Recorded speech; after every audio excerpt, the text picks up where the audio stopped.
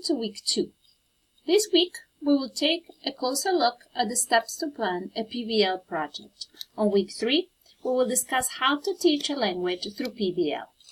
Now, what is PBL?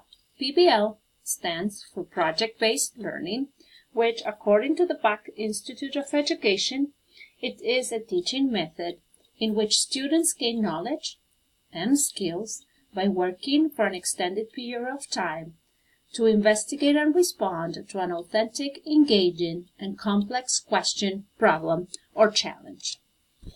I am sure you have done projects with your students in where, after presenting a topic, teaching some vocabulary, having done some readings and listenings, and teaching some grammar, you have asked your students to do some sort of culminating event. Maybe it was a presentation, a 3D module, or a video. Now, those type of projects we are going to call research projects. Those are projects that happened at the end of a taught unit. Now, PBL, it's the main course. It is, by completing the project, that the students learn the content. The vision of an end product creates the context and reason to learn and understand the information and concepts. Now, why is PBL important in the English classroom? The first and foremost important reason is the authentic context that PBL creates. It provides students with the opportunity to use the language in a natural context. As PBL promotes collaboration among students, they engage in meaningful activities to reach the goal of the end product proposed. It also encourages the development of 21st century skills that the students will later on need in real life. And with a vision of assessment as a guiding tool, PBL also promotes constant evaluation and resilience. So the gain for our students is that it ensures that they will be able to do something with the language rather than just simply knowing about the language.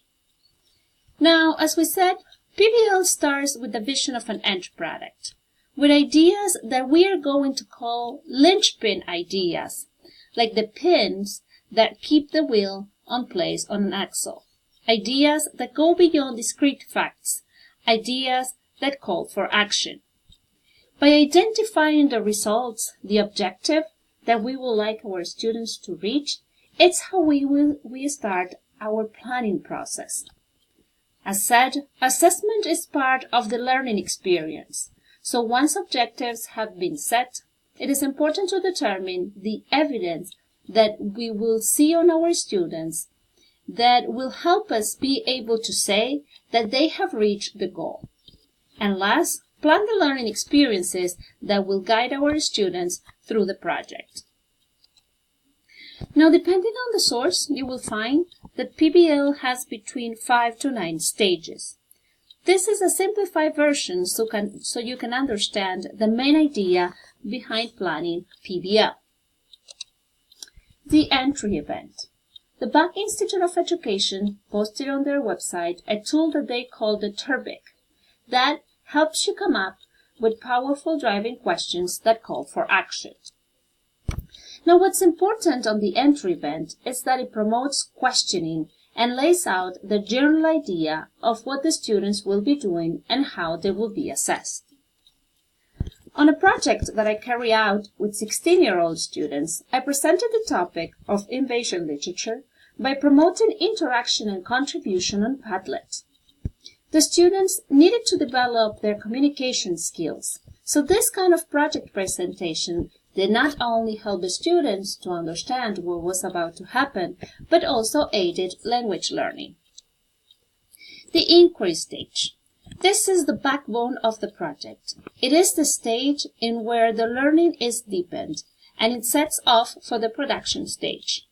The questions brainstormed during the entry event can be used to guide the inquiry process. In this project, I presented the topic by viewing the documentary by the American director Michael Moore, Where to Invade Next.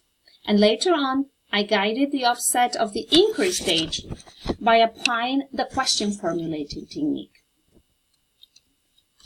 The designing stage. This is where the final product is created.